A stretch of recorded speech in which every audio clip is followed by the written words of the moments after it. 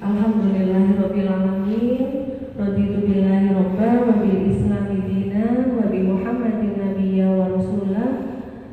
Rabbi zidni ilma warzuqni fahma. Allahumma sholli ala sayyidina Muhammad wa ala ali sayyidina Muhammad. Alhamdulillah, segala puji bagi Allah, kita dapat bersilaturahmi di Geria Astakarimah dalam keadaan sehat walafiat, insyaallah semua dalam keadaan bahagia. Soalnya kalau mau sehat kita harus bahagia. Sholawat dan salam tak lupa kita panjatkan kepada Nabi kita Muhammad Sallallahu Alaihi Wasallam. Beberapa hal yang harus saya sampaikan dulu sebelum acara inti. Jadi acara inti kita hari ini nanti kajian fikih tentang bab umroh, ya, haji dan umroh oleh Pak Kiai Haji Zawahir dari Pondok Pesantren Al-Hidayah Brebes. Kemudian nanti ada direktur dari PT New City, ya, New City Berjaya Lestari. Menunggu semuanya hadir, kita masih butuh waktu. Nanti malah kesiangan, pas acara intinya malah nanti kita kekurangan waktu, barangkali masih ada yang mau tanya jawab seputar ibadah. Jadi kalau saya di sini posisinya sebagai tour leader yang akan mendampingi Bapak Ibu sekalian di PP, insya Allah saya dampingi sepenuh hati, penuh kasih sayang, insya Allah segala yang bisa saya lakukan, insya Allah saya berikan buat Bapak Ibu semua. Tapi saya manusia biasa yang pastinya tidak sempurna, pasti saya banyak kekurangan juga. Nanti insya Allah kita bisa saling mengingatkan dan melengkapi, ya, karena manusia itu kan tempatnya salah. Nah, terkait dengan ibadah umroh ini, menjadi tamu Allah itu adalah panggilan. Jadi bagaimana cara Allah memanggil kita, itu rahasia Allah, ya. Ada yang dipanggil melalui sahabat, ada yang dipanggil melalui anaknya, ada yang dipanggil melalui mungkin dapat hadiah, atau bisa menabung dulu dengan susah payah, ya.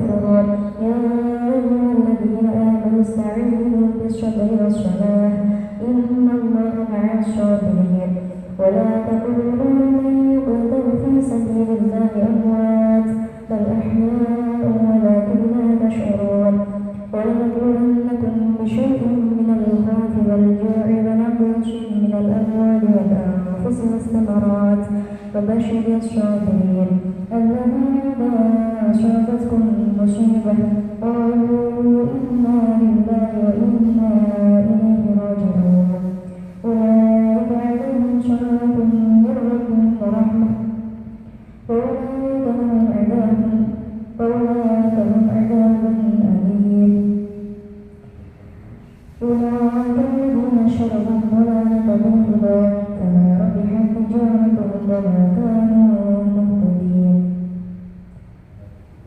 ولا تقولوا لمن يقتل في سبيل الله أموات بل أحياء ولكن لا تشعرون ولنبلونكم بشيء من الخوف والجوع ونقص من الأموال والأنفس والثمرات وبشر الصابرين الذين إذا أصابتهم مصيبة قالوا إنا لله وإنا إليه راجعون أولئك عليهم صلاة من ربهم ورحمة وأولئك هم المهتدون إن الصفا والمروة من شعائر الله فمن حج البيت أو اعتمر فلا جناح عليه أن يطوف بهما ومن تطوع خيرا فإن الله شاكر عليم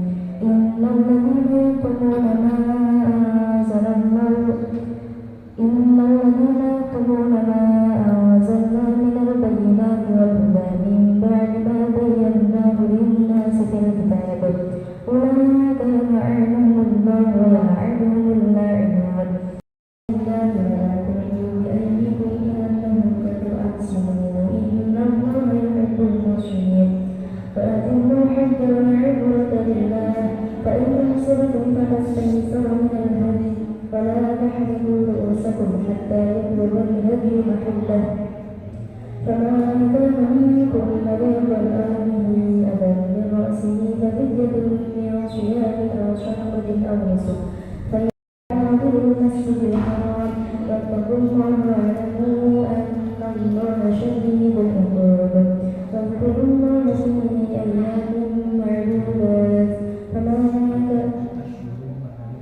الحج أشهر معلومات فمن فرض فيهن الحج فلا رفث ولا فسوق ولا جدال في الحج وما تفعلوا من خير يعلمه الله وتزودوا فإن خير الزاد التقوى واتقون يا أولي الألباب ليس عليكم جناح أن تبتغوا فضلا من ربكم فإذا أفضتم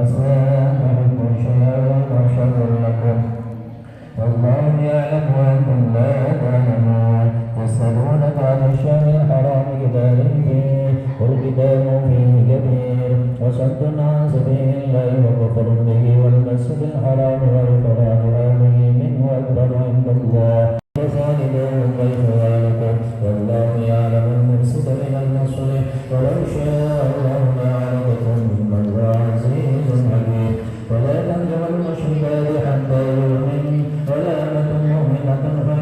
Tidak masalah. Sebab ada pengertian di banyak orang seolah-olah orang kalau belum haji itu kayak tidak pas kalau umroh. Ya. Ada yang masih punya pengertian umroh itu kayak dianggap jalan-jalan biasa. Sebetulnya tidak. Haji sama umroh itu dua-duanya adalah wajib. Nah, ketika panjenengan apa yang membedakan haji sama umroh? Bedanya kalau haji itu waktunya terbatas 4 hari saja. Haji itu 4 hari. Dari sekian tahun, 1 tahun itu haji itu 4 hari. Di luar itu tidak boleh. Haji itu tanggal 9, 10, 11, 12. Hanya itu haji. Nah, selain itu waktu umroh boleh umroh. Jadi umroh tidak boleh pada 4 hari itu. 4 hari itu khusus haji. Cuma haji karena terbatas waktunya, sementara yang diwajibkan seluruh penduduk dunia, tidak memungkinkan kalau semuanya hadir dalam satu kesempatan karena satu lokasinya terbatas, waktunya terbatas, maka dibentuklah namanya kuota atau batasan. Sebagai tuan rumah sana juga terbatas tempatnya, maka di sana membatasi kuota. Setahun untuk haji itu kuotanya kurang lebih 2 juta 500 sekian. Nah, untuk ibadah haji untuk Indonesia ini diberi kuota kurang lebih sesuai dengan jumlah penduduk muslim. Karena penduduk Indonesia itu 300 juta, maka 10%-nya itu 1%-nya adalah 250.000 atau 270.000. Nah, 270.000 itu yang dikelola oleh kementerian itu 250, yang 5 mungkin yang 30.000 itu diserahkan ke travel, maka itu namanya pakai haji plus itu. Sehingga untuk saat ini penjenengan umpamanya daftar haji, saat ini daftar di Jawa Tengah ini, sekarang daftar mungkin berangkatnya tahun 61 sama. Jadi berangkat saat daftar tahun ini hari ini, jenengan nanti berangkatnya 2061. Nah, secara waktu tidak memungkinkan, maka namanya lastitoah, tidak istitoah. Secara kesempatan, secara kesehatan, secara uang mungkin mampu, maka haji menjadi tidak wajib karena secara waktu tidak memungkinkan. Pindah yang kedua yaitu umroh. Umroh itu menjadi wajib. Orang punya mobil itu tidak wajib, tidak jadi rukun, tidak jadi rukun Islam. Yang wajib itu adalah haji atau umroh. Maka umroh itu kalau sudah tidak mungkin haji ya harus umroh. Kenapa kita harus umroh? Kenapa kita harus haji? Mengingat asal usul kita. Jadi asal usul manusia dari seluruh penduduk dunia ini ada di sana, yaitu Nabiullah Adam. Maka ketika Adam tercipta, ini Nabi Adam andaikan tidak diturunkan di bumi dan tidak ditemukan lagi oleh istrinya, maka tidak ada kita semua ini. Oleh karena itu Adam menyerukan anak cucu saya minimal harus ke sini. Maka dalam Quran disebut Walillahi alam nasi. Di situ tidak untuk orang mukmin saja. Walillahi, hak bagi Allah, alam nasi, wajib bagi semua manusia.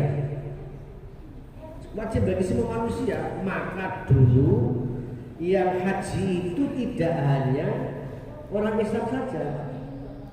Dulu itu orang kafir, orang musyrik ya haji di situ datanya. Karena mengingat sejarah awal usul Adam. Cuma hajinya orang musyrik itu kalau tawaf itu dia tidak menggunakan wahyu tapi menggunakan nalar. Karena ini tempat suci maka harus suci. Sehingga tawafnya itu telanjang, tidak pakai apa-apa.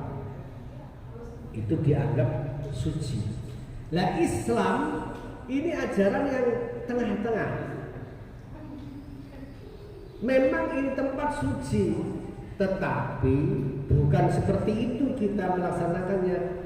Tidak boleh berlebihan pakaian, juga tidak telanjang. Maka bagi laki-laki cukupkanlah dengan 2 lembar kain yang tidak ada jahitannya, dan itu sebagai simbol kemewahan. Nah, itu simbol penyerahan itu. Maka kenapa? Nah, di dalam tawaf panjenengan nanti saya kasih praktekkan cara memakai pakaian ihram saat tawaf sama saat sa'i atau saat biasa itu gimana, itu nanti saya kasih penjelasan sekarang. Nah, itu satu. Kalau untuk haji itu ada rukun, ada wajib. Ada rukun, ada wajib. Nah, tapi kalau untuk umrah hanya yang ada rukun, yang wajib tidak ada. Haji rukun umrah. Satu, niat. Nah, orang umrah itu niat. Niat pertama ini adalah kewajiban untuk kita sendiri masing-masing. Penjenengan ini karena umrah pertama maka niatnya itu adalah untuk diri sendiri, wajib bagi kita sendiri. Nawaitul umrata wa ahramtu biha, boleh. Nanti atau labbaik Allahumma umratan, boleh. Itu sederhana. Nanti penjenengan akan dituntun oleh mutawif. Minimal penjenengan di dalam hati sudah ada niat, saya niat umrah untuk diri saya fardu karena Allah, cukup. Ini umrah pertama.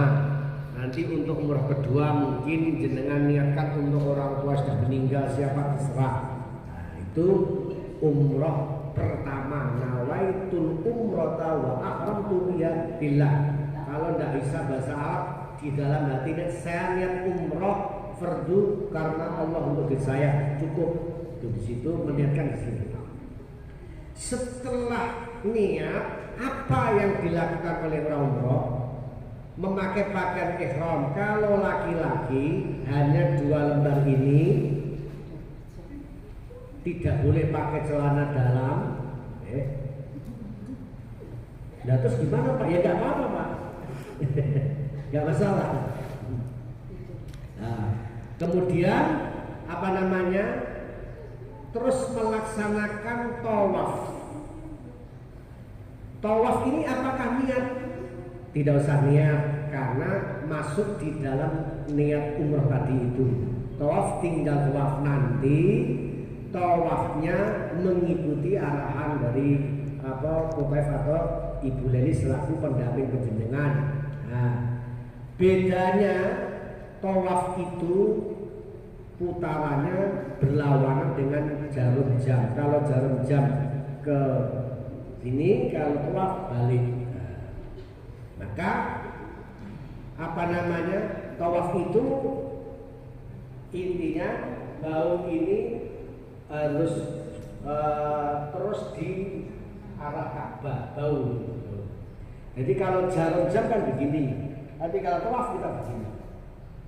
Nih, dari apa namanya itu batas, nanti ada namanya lampu hijau, itu sebagai tanda mengawali, dan itu disebut rukun Hajar Aswad. Jadi Ka'bah itu ada 4 pojok, 4 rukun. Ada rukun Hajar Aswad, ada rukun Syam, ada Sami, ada rukun Iraqi, ini ada rukun Yamani. Yang ada perbedaan di rukun Yamani sama di rukun Hajar Aswad. Kita puter, niat, plot. Ini kenapa disebut rukun, yaitu hanya arahan. Jadi kalau rukun Syam ini searah dengan daerah Palestina, Syam, Yaman daerah Yaman, kemudian Irak daerah Irak. Jadi ketika kita berputar sampai pertama yang kita awali dari rukun namanya rukun Hajar Aswad. Hajar Aswad itu ada pintunya, pintu Ka'bah. Pintu Ka'bah itu kalau dari orang Indonesia ini lurus dari penjenengan menghadap pintu Ka'bah ini. Pintu Ka'bah itu persis yang jenengan ada ini. Jadi itu ada pintu Ka'bah. Nah, selama penjenengan tawaf, ini yang sering kadang-kadang mohon maaf ada jamaah yang kurang paham. Orang kalau lagi tawaf harus ini lurus terus, maka tidak boleh penjenengan walaupun sudah dekat Ka'bah keburu-buru kepengen memegang Ka'bah. Jangan, itu nanti boleh jenengan lakukan di luar ibadah dulu. Walaupun sudah dekat Ka'bah, jenengan jangan keburu-buru dekat. Nah ini nanti bisa menjadi batal belok, tawafnya. ininya belok. Balik, harus mengulang lagi dari cara tadi itu. Ya. Ini harus kontinu terus, muter. Nah ini nanti ketika dari di rukun Yamani pojok sini, rukun sana sini, itu bedanya. Kalau di rukun Yamani kita disunahkan untuk mengucapkan takbir, tetapi tidak usah melambaikan tangan. Tapi kalau di rukun Hajar Aswad kita melambaikan tangan. Cuma caranya ini yang salah paham banyak orang. Ini caranya jenengan jangan begini. Ketika di rukun Hajar Aswad ini umumnya saya lihat ini dicium dulu baru dibeginikan. Itu sama saja sampai meludahi Ka'bah. Jadi kita melambaikan tangan dulu, plek, ini seolah-olah meletakkan tangan di Ka'bah. Kemudian yang dari meletakkan ini baru kita cium. Jadi begini baru mencium, jangan begini, ini kena ludah baru cium. Ini yang salah. Ya. Jadi Allahu Akbar baru dicium. Itu sama saja jenengan mencium Hajar Aswad. Jadi jenengan nggak usah keder hanya gara-gara nggak bisa mencium Hajar Aswad, pahalanya sama. Namanya statement Kanjeng Nabi, nggak mungkin orang bisa mencium Hajar Aswad semua. Maka bagaimana dengan yang tidak bisa ya Rasulullah? Oh, kalau tidak bisa, cukupkan dengan melambaikan tangan. Ini pahalanya sama dengan mencium Hajar Aswad. Sebab Nabi sudah memberikan sinyal seperti itu. Kenapa? Karena nggak mungkin orang sejagat dunia bisa punya kesempatan mencium semua. Nggak mungkin. Nah, jadi jenengan umpamanya tidak memungkinkan mencium, nggak usah kecil hati. Kalau dari sisi pahala, jenengan sudah sama melambaikan tangan begini, plek terus dicium itu sama. Ya.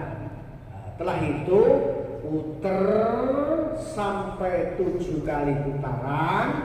Habis itu penjenengan disunahkan sholat sunnah. Tapi sebelum sholat sunnah lebih baik jenengan minum dulu. Ya. Bagaimana selama kita putar Ka'bah?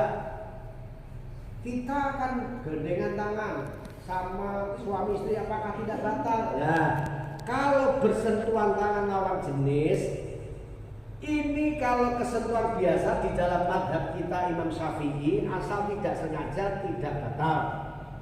Tapi kalau nanti ibu bapaknya supaya tidak digandeng nggak apa-apa, nanti di dalam iki dikasih jadi ibu gondelan karo ini apa namanya acara bapaknya orang gandengan tangannya gandengan nggak apa-apa, boleh. Umpama tidak sengaja menyentuh tidak batal, itu pendapat Imam Syafi'i. Tapi yang paling luas lagi menggunakan madhab Maliki atau Hanafi, persentuhan lawan jenis tidak membatalkan wudu, tidak apa itu. Nah, kemudian kalau umpamanya kentut di pertengahan jalan bagaimana? Kalau kentut memang batal, nah, jenengan umpama kentut tidak usah khawatir, tidak apa-apa. Umpama 3 metaran baru kentut, nanti wudu sebentar. Memulainya tidak dari awal lagi, memulainya dari tempat tadi batal. Jadi tidak harus memulai dari pertama lagi, tidak. Nah, melanjutkan aja. Itu bedanya begitu. Nah, jenengan tidak usah khawatir. Jadi ambil di bawah atau nanti sediain jenengan nanti sama Bu dikasih apa kayak sediain yang disemprot itu ya apa? Iya, itu kan bisa dipakai wudu kecil cukup. Tidak harus banyak, wudu itu harus banyak. Ini semini kan cukup, sini dipakai wudu cukup. Nah, diusahakan yang ini basah gua ngambil yang wajib-wajib aja, muka, tangan, kaki, saja. Satu gini ya cukup. Kalau penjenengan umpamanya mencari di tempat yang di bawah cerita, di bawah tangga itu nggak tahu atau rame membawa sambil tua membawa itu alat itu. Ya. Nanti sewaktu-waktu batal minggir sebentar, terus wudu sendiri dengan ya air segini sudah cukup untuk dipakai wudu. Paham ya? Nah itu. Kemudian apa namanya? Setelah kita tawaf 7 kali putaran, kita disunahkan minum air zam-zam. Khusus minum air zam-zam, air biasa disunahkan duduk, tapi kalau minum zam-zam disunahkan berdiri dan menghadap Ka'bah. Berdiri menghadap Ka'bah. Doanya apa? Di situ ada atau terserah. Bismillah Allahumma waras. Jadi wis donga apa saja. Jadi minum air zam-zam itu tergantung doanya mau. Sebagaimana Al-Fatihah 5 qur'at, Fatihah itu untuk apa saja. Wa kadzalik demikian juga minum zam-zam niatnya terserah mau apa, pengen siap, pengen waras, pengen diberi keberkahan umur, ya boleh saja. Nah, itu minum zam. Habis minum zam-zam, sholat sunnah. Memang idealnya di tempat yang dekat makam Ibrahim, tapi itu juga tidak memungkinkan karena banyak jamaah. Walaupun tidak dekat makam Ibrahim tidak apa-apa, mana yang lebih longgar, tidak usah dipaksakan. Terus sholat sunnah, niatnya bagaimana? Ya usolli sunnatan rakaataini, atau saya sholat sunnah 2 rakaat aja udah. Usolli kalau kepengen lengkap, usolli sunnatan rakaataini ba'da tawaf. Kalau pengen lengkap, kalau tidak bisa itu ya usolli sunnatan rakaataini li Allahu Akbar. Boleh. Yang bisa baca apa terserah, Fatihah, ya 2 Fatihah sama kulhu enggak apa-apa. Terus assalamualaikum. Habis itu kita meneruskan sa'i. Sa'i itu juga 7 kali perjalanan. Dimulai dari namanya gunung atau bukit Sofa ke Marwah. Bukit Sofa ke Marwah itu kira-kira 450 meter, sehingga 7 kali berarti kurang lebih penjenengan 3,5 kilo penjenengan melakukan perjalanan. Itu yang nggak bisa ditawar. kalau tawaf itu bisa ditawaf, bisa lama, bisa bentar. Yang sa'i itu nggak bisa ditawaf, ya memang itu. Nah, itu 3 kilo lebih, 3 kilo atau 3 kilo setengah kira-kira lamun diurutnya semua. Tapi yakin jenengan nggak usah khawatir, tetap bisa, sebab rame-rame tidak terasa. Tuh. Nah, habis itu kemudian selesai diawali di sofa marwah, berakhir sampai marwah. Nah, marwah katanya namanya tahallul. Tahallul itu cukur rambut. Nah, cukur rambut itu dicukur sendiri boleh, nanti dicukur teman boleh, nggak apa-apa. Tahallul itu, nah itu katanya nggak boleh menyukur rambut Pak Kiai, kecuali kalau di dalam ibadah sendiri itu nggak boleh. Kalau cukurnya untuk keluar dari ibadah malah lebih baik cukur sendiri. Kayak ucapan salam, assalamualaikum, itu kalau di luar, kalau di tengah-tengah sholat batal karena itu ngomong ada orang, tapi karena untuk keluar sholat maka boleh. Nah itu bedanya begitu. Terus apa saja larangan-larangan orang saat udah niat ihram umroh? Apa yang tidak boleh baik laki-laki maupun perempuan? Jadi kalau sudah niat umroh atau ihram umroh atau ihram haji, orang sudah tidak boleh fala rafata wala fusuqa wala jidala. Fala rafata, ya mungkin umpamanya ya, jenengan nanti ihramnya dari Madinah ke Mekah, niatnya itu mengikot terpanjang. Itu sebaiknya tempat duduknya bapak sama ibu itu sudah boleh dipisah. Ya. Kalau sudah niat ihram umroh itu jangan dekat-dekat dulu, nanti mudah. Itu sudah tidak boleh. Rafatha itu sesuatu yang tidak layak secara syariat. Itu tidak boleh omong kotor, tidak boleh mesra-mesraan, ya. Itu tidak boleh. Itu sudah tidak boleh lagi. Sudah tidak boleh ngomong-ngomong yang tidak pantas. Wala fusuqa wala jidal. Nah ini biasanya dekat suami sama istrinya itu kalau sudah niat ihram umroh itu tidak boleh bantah-bantah, dan ini ujian. Nanti perkara kecil jadi nuduh. Biasanya begitu Bu. Kalau nggak percaya nanti coba. Biasanya kalau suami sama istri yaitu ada masalah kecil jadi masalah.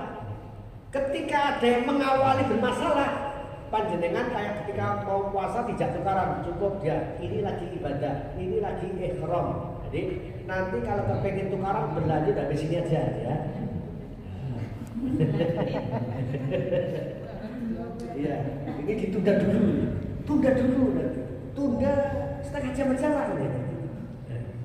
Jadi ini masih perjalanan ihram umrah, tidak boleh sudah. Nah, terus tidak boleh apa lagi? Tidak boleh pakai wewangian, cuma wewangian itu disunahkan di saat mau ihram umrah. Pertama apa? Disunahkan mandi. Disunahkan mandi sebersih-bersihnya. Nanti di Madinah itu sampai mandi di hotel. Mandi bersih, wangi, pakai wangi tidak apa-apa. Terus setelah niat baru tidak boleh. Adapun wewangian yang tadi dipakai sebelum ihram kok masih sampai di sana tidak apa-apa. Cuma memakainya itu pada waktu mulainya sudah masuk ihram itu yang tidak boleh. Ketika jenengan pakai wewangiannya belum masuk ihram, tadi kan disunahkan mandi, pakai sabun, pakai ya. Nah, terus baunya masih ada di saat ihram itu tidak masalah, tidak apa-apa, karena ia memakainya sebelum niat ihram. Kalau sudah masuk di dalam ihram, sudah tidak boleh lagi memakai. Memakai itu menggunakan, kalau baunya masih wangi tidak apa-apa. Jadi karena kalau memakai Sebab ada orang yang tidak pakai wangi tapi baunya wangi terus, itu nanti ada. Walaupun tidak pakai wangi, mungkin ya amalnya dia itu baik sekali sehingga selama itu baunya wangi padahal tidak pakai wangian. Ya ini gimana? Ya tidak batal tidak memakai dia. Jadi jenengan tadi umpamanya sebelum niat ihram sudah sabunan, nah nanti perjalanan itu selama perjalanan jenengan kan dari Madinah dulu Ustaz. Ketika sudah masuk di Mekah mungkin tidak langsung di masjid, ke hotel dulu, ke hotel beres-beres. Ini posisi jenengan, posisi bapak ini masih ihram, maka bapak tidak boleh melepas pakaian kita. Jadi kalau tidak boleh, ini posisinya masih ihram walaupun nanti makan dulu, tidak apa-apa tetap pakai itu. Demikian juga ibu-ibu, ya ini harus tertutup semua dulu, ya. Kecuali wajah sama muka, kecuali di dalam kamar mandi, ya. Nah itu walaupun masuk hotel, di situ jenengan umpama di kamar mandi jangan terburu-buru pakai sabun wangi, tidak boleh, sebab ini baru ihram. Cukup dengan air saja, tidak usah pakai wangian. Nah, setelah selesai makan, termasuk mandi, sabun ya, sabun boleh. juga nggak boleh. Nggak boleh. Nah, setelah itu kita nanti habis makan bareng, kita umroh, tawaf sa'i, tahalul, baru nanti ke kamar hotel lagi, baru boleh mandi dan pakai sabun. Ya. Tadi dari Madinah menuju hotel karena posisi lagi ihram, tidak boleh pakai sabun. Terus apa lagi? Tidak boleh ukur sing merontokan rambut. Tidak boleh sisiran dulu, ya. Karena ini kasih ihram nanti kalau kamu rontok 3 atau potong kuku, ini nanti kena namanya fidyah. Jadi bersedekah gitu. Bersedekah setara sekarang wis 50.000 lah bisa satu kali makan. Itu umpamanya terjadi. Paham Pak Buge? Ya gambarnya begitu, sangat mungkin nggak paham ya nggak apa-apa, nanti paham. Jadi sebab nanti akan praktek otomatis di sana akan mengerti. Ini saya kasih caranya. Nah itu nanti ini kan ini untuk gandulan itu tadi ya. Ini persiapan gandulan.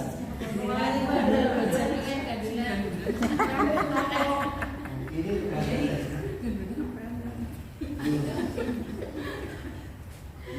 perantin dan ibu ini ya. Dari Madinah sudah nggak pakai pakaian dalam berarti? Iya. Nanti begini. Nanti dari Quran. Siap seperti ini. Nanti kalau dimulai dari masjid, namanya Masjid Bir Ali sana. Namanya kalau ada pas, ada niat ikhram, dari pakai kaos, khusus untuk cara pemakaian yang atas.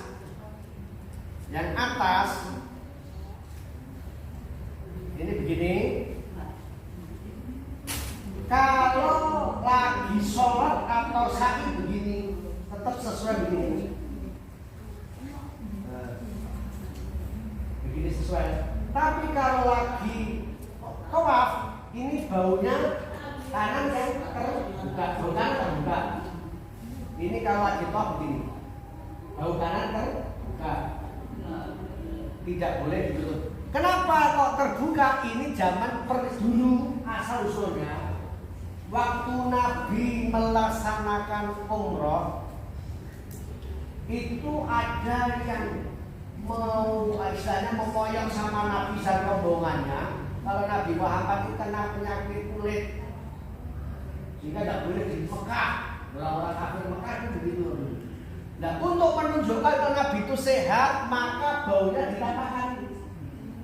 Maka begitu kelawan dia apa-apa, barulah itu asal usul begitu. Kenapa Pak? Itu asal usulnya. Ketika tawaf ini terbuka, bau kanan. Tapi ketika sa'i dan sholat ini tertutup. Paham ya? Baik, kalau pakai kayak pakai sarung. Nanti kalau nggak bisa sampai maaf, sholat dikasih tahu towel lah. Itu gambaran.